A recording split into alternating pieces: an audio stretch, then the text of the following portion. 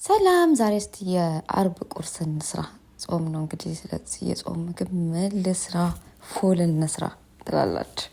ፉልን እንግዲህ ባለፈው አሳይቻችኋለሁ እንዴት እንደሚሰራ። የዛሬ ፉል ግን ለራሴ ነው የምሰራው። እኔ በምፈልገው መልክ ነው የምሰራው እና ደግሞ በዛ እንዲልልኝ አድርጌ ነው የምሰራው ማለት ነው።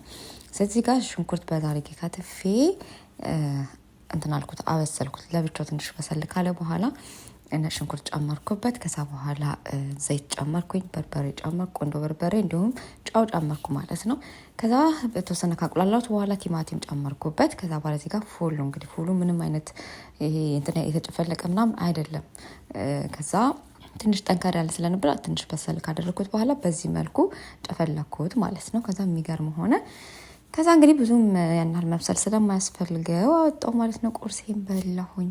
ያው ወደ ምሳ ተጣግቷል ኦልሬዲ፣ ግን በላሁኝ። በነገራችን ላይ ጥግረራ ላይ ነኝ። ሰዎች ሌላ ሀገር ሄደዋል። ሴትዮና ሴት ልጆቿ ማለት ነው ይዛ ሌላ ሀገር ሄዳለች። ስለዚህ ግዴታ ቤቱ ልክ ሴቶች ጥፍር ቤት ሄዶ ጥፍራቸው እንደሚሰሩ ልክ እንደዛን እያጸዳው ያለሁትና በጣም እየደከመኝ ነው። ግን ለራሴ መብላት አለብኝ ብዬ ነው